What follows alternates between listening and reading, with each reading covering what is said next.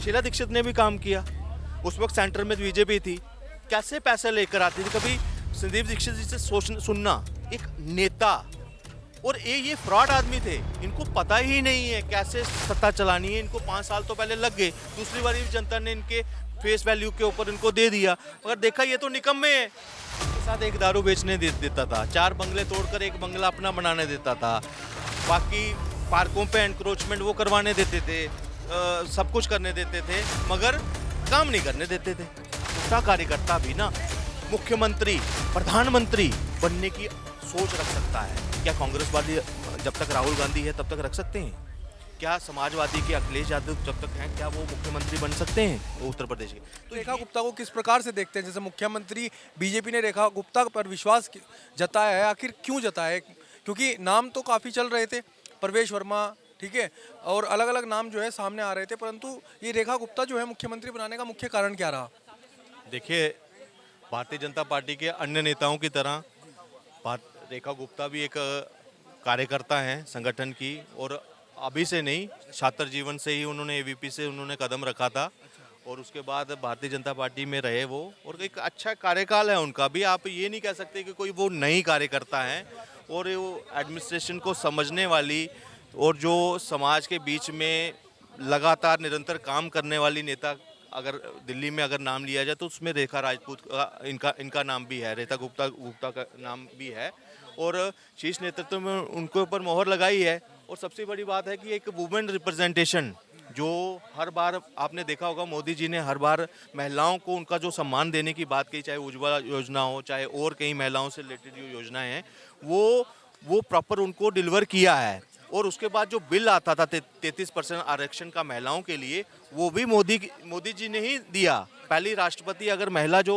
द्रौपदी अनुसूचित जनजाति से बनी थी, उनको भी रिप्रेजेंटेशन कहीं ना कहीं मोदी कार्यकाल में ही मिला है। तो ये समझ लो एक माइलस्टोन और है कि दिल्ली की जनता, इससे पहले हमने कई महिला मुख्यमंत्री शीला दीक्षित जी को देखा, सुषमा स्वराज जी को देखा, आतिशी थोड़ी देर के लिए उनको भी देखा। तो आज एक कड़ी में एक नया जो है एक जो है ना एक मापदंड और बढ़कर एक ईंट और लगी है ऊंची, कि महिला को उनका सम्मान मिला है।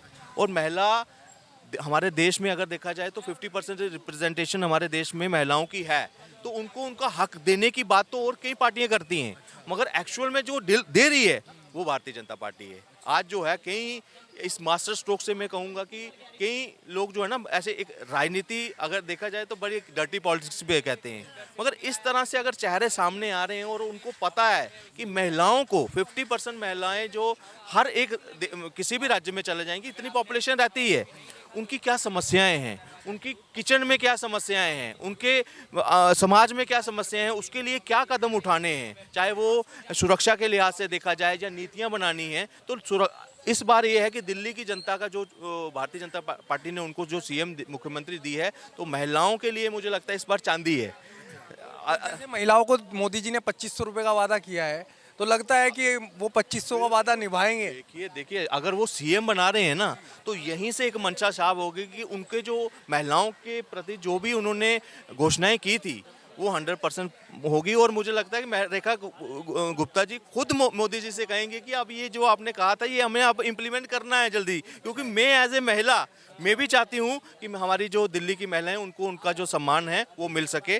तो एक वेलकम मैं कहूँगा कि दिल्ली की जनता जो है उनका अच्छे से वेलकम करेगी, और ये आशा भी करती है कि वो अच्छे से जो भी उन्होंने उनकी पार्टी ने जो भी मैनिफेस्टो लॉन्च किया था उसको अच्छे से धरातल पर करेगी, क्योंकि पिछली सरकार ने बहुत बड़ा गड्ढा कर गए हैं विकास के मामले में। उन्होंने सिर्फ कंप्रोमाइज़ किया है दिल्ली के साथ, हर जगह कूड़ा कर रोडों की हालत देखिए, हेल्थ स्ट्रक्चर जो है वो टॉप अपाहिज कर दिया उन्होंने, जल बोर्ड देखिए उसकी जो सिस्टम है वो सारा का सारा बिगाड़ कर रख दिया। अब उसको सुधारने के लिए मैं कहता हूँ एक चुनौती भी है उनके सामने, और एक अच्छे नेता की पहचान तभी होती है जब वो चुनौतियों को लड़कर उस पर जीत हासिल कर जब उभर कर ऊपर आता है ना, तो एक छोटा नेता भी एक बड़ा नेता कहलाता है, और ये अच्छा मौका है उनके लिए।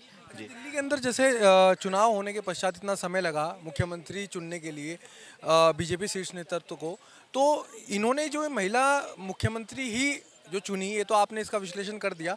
जैसे प्रवेश वर्मा और ये जो रेस से पिछड़े हैं, इसका क्या कारण रहा होगा?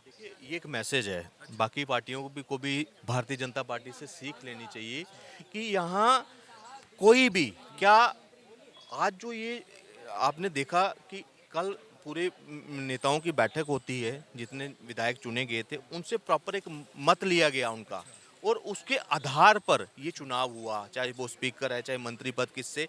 और आज कोई भी कोई एंटी कोई ऐसा कि मुझे पद नहीं मिला तो मैं चाह रहा हूँ दूसरी पार्टी में, ऐसी कोई आपको दिखती है भारतीय जनता पार्टी में। और सबसे बड़ा एक अच्छी हेल्दी राजनीति का एक प्रमाण ये है कि परिवारवाद से उठकर कि मेरा परिवार है तो मेरे परिवार का ही आदमी सामने आए। मतलब परिवार के जैसे मुख्यमंत्री रहे हैं परवेश वर्मा के पिताजी। हाँ नहीं, उसमें नहीं, मतलब ओवरऑल जो बाकी पार्टियों की मैं कह रहा हूँ कि ऐसा चुनाव प्रवेश वर्मा ने कोई खिलाफत की क्या, उन्होंने कोई गुटबाजी चलाई? पब्लिक नाम चला रही है, पब्लिक जो है अपने अपने नेताओं के नाम चला रही है। मगर लास्ट में क्या हुआ, एक संवैधानिक दायरे में, जैसे लोकतांत्रिक तरीका होता है पार्टी का, अपने लोकतांत्रिक तरीके सभी एमएलए को पूछ कर पूरा सुझाव बनाकर, पूरा संघ के साथ भी पूरा वार्तालाप कर कर पार्टी के शीर्ष नेता बैठ कर फिर एक नाम चुनाव किया है कि किसी को कोई भी आपत्ति ना हो। और सबसे बड़ी बात ये है, ये एक ना भारतीय राजनीति के लिए ना एक नया एक अध्याय शुरू हो रहा है। ये देखिए मैं कंप्लीट करने दीजिए। अध्याय ये शुरू हो रहा है कि दूसरी राजनीतिक पार्टियों को भी अब ये जो वन मैन शो वाला जो है ना वो बंद करना पड़ेगा। आज भारतीय जनता पार्टी ही एक ऐसी पार्टी है जिसका कोई भी छोटा कार्यकर्ता भी ना मुख्यमंत्री प्रधानमंत्री बनने की सोच रख सकता है। क्या कांग्रेस वाली जब तक राहुल गांधी है तब तक रख सकते हैं? क्या समाजवादी के अखिलेश यादव जब तक हैं क्या वो मुख्यमंत्री बन सकते हैं उत्तर प्रदेश के? तो ये एक नई राजनीति हो, और ऐसी राजनीति की भारत को ज़रूरत है जो कहीं ना कहीं मोदी जी आगे बढ़ा रहे हैं। इसी कारण उनको हर जगह हर इलेक्शन में उनको जीत मिल रही है। आने वाले समय में मुझे लग रहा है जिस तरह से चल रहा है ये इंडिया अलायंस, मुझे लगता है इतिहास बनने वाला है, ये कहीं टिकने वाला नहीं है। और रही बात अरविंद केजरीवाल की, इनकी सत्ता मुझे लगता है 6 महीने की रह गई है, और इनकी राजनीति जो है ना यही तक था। ये एक स्टार्टअप की तरह उभरे रामलीला ग्राउंड से, उन्होंने भ्रष्टाचार किया, अच्छा से पैसा पूसा कमाया। आज जो है इनकी राजनीतिक जो है वो एंड आ गया है, क्योंकि दिल्ली से बने थे, दिल्ली में ही आज उसी रामलीला में एक नए मुख्यमंत्री जो है दिल्ली की जनता ने चुना है। आज वो काम कर कर दिखाएंगे। अगली 5 साल तक दिल्ली की कायाकल्प होने वाली है। आपको लगता है कि कुछ बदलाव आएगा दिल्ली के अंदर? देखिए आने से पहले ही जो बेसिक स्टेप्स जो अरविंद केजरीवाल को उठाने चाहिए थे, वो जो मशीनरी आज यमुना में घूम रही है, जो कई जगह जो डेवलपमेंट के काम रोड के बनाने वो काम शुरू हो चुके हैं। यमुना जी की सफाई के बारे में कहा जा रहा है अरविंद केजरीवाल पार्टी के द्वारा, उनके द्वारा, लोगों के द्वारा, कि केजरीवाल को तो एलजी जो है करने नहीं देता था सफाई। एक के साथ एक दारू बेचने देता था, 4 बंगले तोड़कर एक बंगला अपना बनाने देता था, बाकी पार्कों पे एनक्रोचमेंट वो करवाने देते थे, सब कुछ करने देते थे, मगर काम नहीं करने देते थे, भ्रष्टाचार करने देते थे, सब कुछ होता था, मगर जो गली नालियाँ बनानी है, कूड़ा उठाना वो नहीं उठाने देते। ऐसा ऐसा ये कहीं लगता है आपको ठहरता है। शीला दीक्षित ने भी काम किया, उस वक्त सेंटर में बीजेपी थी, कैसे पैसे लेकर आती थी। कभी संदीप दीक्षित जी से सुनना, एक नेता, और ये फ्रॉड आदमी थे, इनको पता ही नहीं है कैसे सत्ता चलानी है। इनको 5 साल तो पहले लग गए, दूसरी बार भी जनता ने इनके फेस वैल्यू के ऊपर इनको दे दिया, मगर देखा ये तो निकम्मे है, इनको बदल दिया। जनता किसी की सगी नहीं है, वो काम की सगी है। वो देखती है एक तरफ हमारे तरफ उत्तर प्रदेश है, एक तरफ हरियाणा है, एक तरफ मध्य प्रदेश है, गुजरात मॉडल पड़े हुए हैं, वहाँ विकास हो रहा है, हमारे दिल्ली क्यों पीछे रह रही है? वो तो राजधानी थी। तो आज जब वो चीज़ कंपैरिजन उन्होंने करते हैं, दूर है क्या? दिल्ली एनसीआर दूर है, गुड़गांव दूर है, नोएडा दूर है, वो जाते हैं कि वहाँ क्या डिफरेंस है और दिल्ली में क्या कर दिया। पहले क्या होता था, दिल्ली में एक फ्लैट बिकता था, गुड़गांव में 4 खरीद सकते थे हम। आज वहाँ प्रॉपर्टी वैल्यू ज़्यादा और यहाँ लोग छोड़ कर जा रहे हैं कि यार जाओ छोड़ो इस गंदगी से, घर के बाहर कूड़ा, गंदा पानी, बिजली, सारा। तो ये सब जो कारण रहे, आज जनता ने उनको दिखा दिया उनका आना। आज पहले कहते थे हम दिल्ली के मालिक हैं, उन्होंने मालिक को हटाकर दिल्ली को सेवक चुन लिया। अच्छा, एक बात और अंत में जानना चाहेंगे, जो केजरीवाल ने मुफ्त की जो सेवाएं चला रखी थी जनता के लिए, क्या वे सेवाएं जो हैं निरंतर जो है चलती रहेंगी या फिर वे समाप्त होंगी? कुछ ये पहले ही इन्होंने घोषणा की थी जो ऑलरेडी चल रही हैं स्कीम्स, उसके ऊपर कोई असर नहीं आएगा। इवन ये कोशिश रहेगी जो इसमें लीकेज थी भ्रष्टाचार की अरविंद पार्टी की तरफ से। देखो योजनाएं कोई भी बनती है वो अच्छी, लाडली बहना मध्य प्रदेश में चल रही थी, वो प्रॉपर इम्प्लीमेंट हुई।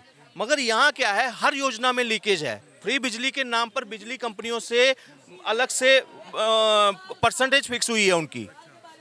आपकी सब्सिडी जो आ रही है वो गवर्नमेंट के खाते से आ रही है, और अतिरिक्त वो उनका अपना कट रखा हुआ है। जल बोर्ड में भी है, हर जगह उन्होंने, चाहे दवाइयाँ खरीद रहे हैं उसमें भी अपना कट रखा हुआ है। भारतीय जनता पार्टी कहती है कि अगर योजनाएं चल रही हैं हम उसको रेक्टिफाई करेंगे कि कहाँ लीकेज है, कहाँ भ्रष्टाचार है, प्रॉपर जो जनता का हक है उसको वहाँ तक पहुँचाना है। और ये मॉडल आपको पूरे भारत में मिलेगा। भारत का विकास का मॉडल अगर मोदी जीत रहे हैं ना, वो ऐसे नहीं जीत रहे, उनका एक विकास का मॉडल है और वो हर एक राज्य पर इम्प्लीमेंट होता है। जो मॉडल उत्तर प्रदेश में है वही हरियाणा में है, वही मध्य प्रदेश में है, वही अब दिल्ली में इम्प्लीमेंट होगा। डबल इंजन की सरकार आएगी और यहाँ जो फैसिलिटी से वंचित थे लोग, घर नहीं थे लोगों से, कि कितने घर बनाए इन्होंने। मोदी जी हर बार की देकर 3000 कालका में दी, अभी यहाँ पे 1600 कुछ यहाँ पे दिए। तो ये जो चीज़ें हैं ना, ये अब और तीव्रता से बढ़ेंगी, लोगों को उनको हक मिलेंगे, घर मिलेंगे, उनको साफ सफाई मिलेगी। तो ये देखो टफ है मगर ये होगा। जो ये झुग्गी झोपड़ियाँ हैं उनका कुछ समाधान अब निकल पाएगा? वो तो निकाला हुआ है। मोदी जी ने ही 2019 में 2020 के चुनाव से पहले घोषणा की थी, जो भी मतलब क्या बोलते हैं जिसको, स्लम्स तो है ही, ऐसी कॉलोनी जो रजिस्टर्ड नहीं थी, अनऑथराइज कॉलोनीज, उनको रजिस्ट्रेशन के लिए पता नहीं 3000 2000 कुछ ऐसी कॉलोनीज हैं, उनको रजिस्ट्रेशन के लिए डाला था। वो भी है। अभी कहते हैं कि जहाँ झुग्गी वहाँ घर, वो पॉलिसी भी है। तो दिल्ली की जनता जो खासकर स्लम वाले हैं उनकी तो चांदी होने वाली है। यहाँ पे फॉर्म खुलेंगे, जैसे जैसे डेवलपमेंट होगी, ज़मीनें मिलेंगी, वो फ्लैट्स बनेंगे और इनको हैंड ओवर दिए, क्योंकि इनका एक रेगुलर एक इतिहास रहा है। बेशक वो सेंटर में रहे, स्टेट में नहीं थे, मगर तब भी उन्होंने कालका जी में फ्लैट बना कर दिए। उन्होंने कई और जगह उन्होंने फ्लैट देखी और मोदी जी ने ही की हैंड ओवर की है। तो एक आशा जो है ना आम जनता की, वो स्लम वालों की, चाहे मिडिल क्लास है चाहे अपर क्लास है, उनको एक अपेक्षा है और यही है कि मोदी जी पूरा करेंगे।